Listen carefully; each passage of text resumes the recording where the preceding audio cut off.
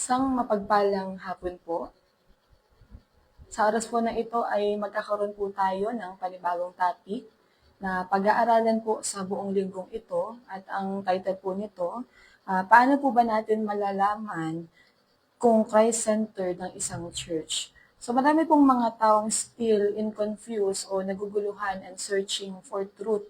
Hinahanap nila kung anong sekta o simbahan ba ang talagang makakapag-save sa kanila. So it was clear na no religion can save us. Kagaya nga po ng sinabi sa Acts 4:12, kaya sa Kristo lamang po nating matatagpuan ang kaligtasan. At sa John 14:6, si Jesus lamang ang daan ng katotohanan. Meaning, si Jesus dapat ang sentro ng simbahan. Naalala ko po noon, may isa pong kabataan na nakadalo ng isang Bible study po sa isa sa simbahan po natin. At ito pong kabataan na ito ay nagkaroon ng pagkakataon na siya po ay makakwentuhan ko. Ngayon, ayon po sa kanya, marami na po siyang mga simbahan, mga sekta na pinasukan dahil ang nais po niya ay mahanap kung saan ba talaga ang nakapagturo ng katotohanan, kung ano ba talagang sekta ang makapagligtas sa kanya. Pero glory to God po, dahil ito pong kabataan na ito ay nakapagpatuloy and actually po, siya po ay nag-worker pa. Ngayon po, ang pinag-aaralan natin ay paano po ba talaga natin malalaman ng isang simbahan ay Christ-centered. Kasi sa isang church, dapat ang Panginoong Yesus po palagi ang naitataas. Sa 1 Corinthians chapter 3 verse 11, ang sabi po ni Apostol Pablo dito, sapagkat wala ng ibang pundasyong maaaring ilagay maliban sa nailagay na walang iba kundi si Jesucristo. At kung atras po tayo sa verse 10, si Pablo po ay may mga paalala sa mga church builders. Si Paul po kasi isang church planter at siya din ang nag-pioneer ng church sa Corinto. Pero sabi niya, iba man ang magpatuloy sa pagtatayo ng gusali o pamamalakad sa church, kailangan maging maingat ang nagtatayo nito. Kaya nga sa verse 11, ang isang bagay na sinasabi po ni Apostol Pablo, na kailangan natin maging maingat na si Jesus ang maging firm foundation sa atin pong bawat simbahang itinatayo. Na si Jesus dapat ang sentro ng simbahan. At even po sa atin pong pagdadisciple, dapat si Kristo ang ipapakilala natin sa mga tao.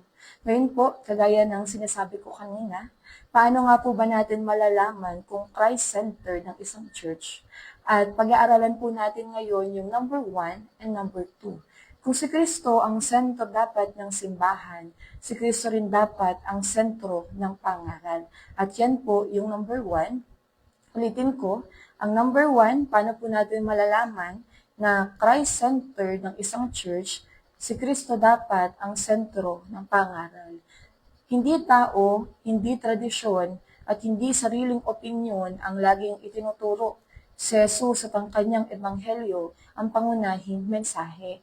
Meaning, dapat ang Panginoong Jesus po palagi ang naitataas. Sa 1 Corinthians chapter 2, verse 2, sapagkat noong ako'y nariyan, pinasya kong wala akong ibang ipapaalam sa inyo, maliban kay Kristo at ang kanyang kamatayan sa krus. May mga sekta po na they are claiming na si Jesus ay hindi Diyos. Ngayon po, ang Biblia po kasi ay nakasentro kay Jesus. So if they are against or anti-Christ, paano magiging si Kristo ang sentro ng kanilang pangangaral? Ang isa pong mission natin, ang isa pong mission ng simbahan, kagaya po ng nakasaad sa Matthew 28 verse 19, ang mission ng simbahan is to preach about gospel. So pag sinabi po natin gospel, ay good news. At kung meron pong good news, ay meron din naman pong bad news. Before po kasi natin ma-appreciate ang good news, kailangang malaman din po muna natin ano po ba yung sinasabing bad news. Ang bad news that God is holy, God is perfect, and He is righteous. So paano po itong naging bad news? Kasi sabi po ng Romans 3:10, there is no one righteous. At ang sinabi po ng Romans 3:23 na ang lahat po ay nagkasala at walang sinaman po sa atin ang naging karapat-dapat sa harapan ng Panginoon.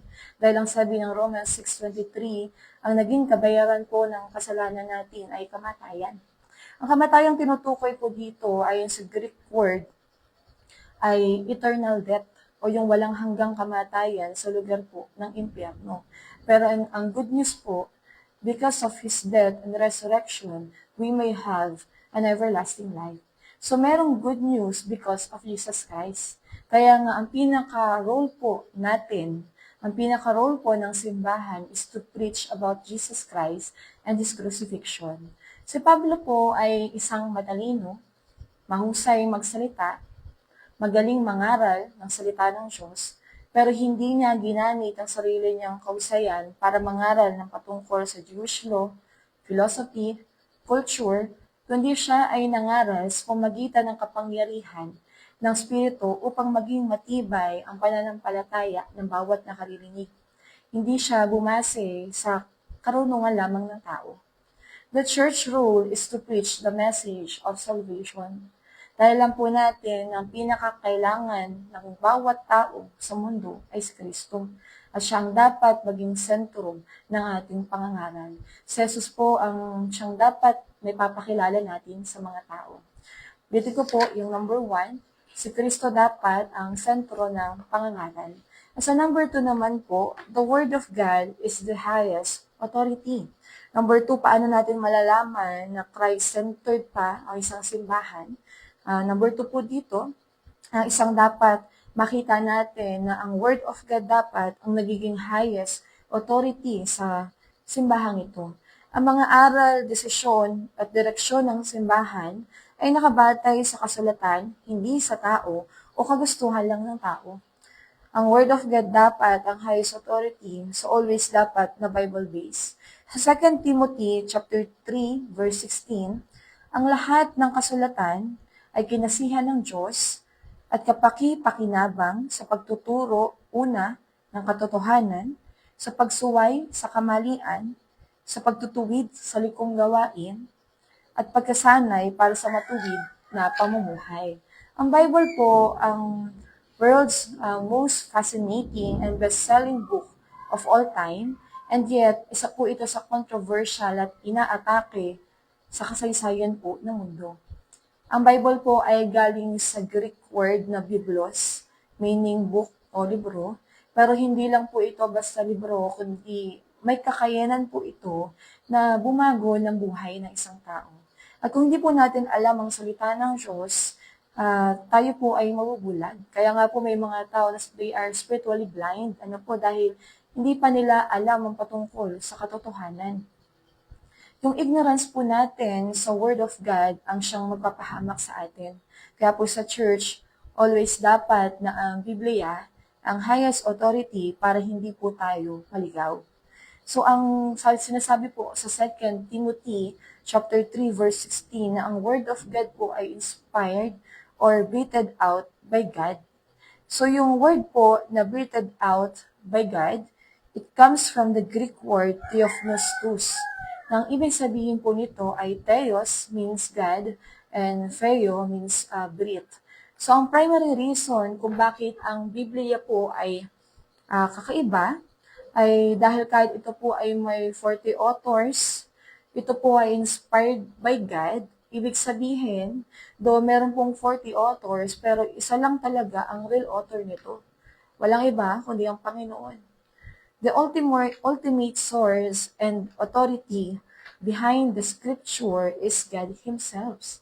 So, ang sabi po ng 2 Timothy 3, all scriptures, meaning, ang bawat chapter, bawat verse sa Bible ay inspired and breathed out by God.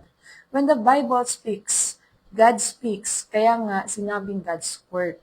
So, 2 Timothy 3:16, all scripture inspired by God and is profitable. Pag sinabi po natin profitable, it is useful and beneficial.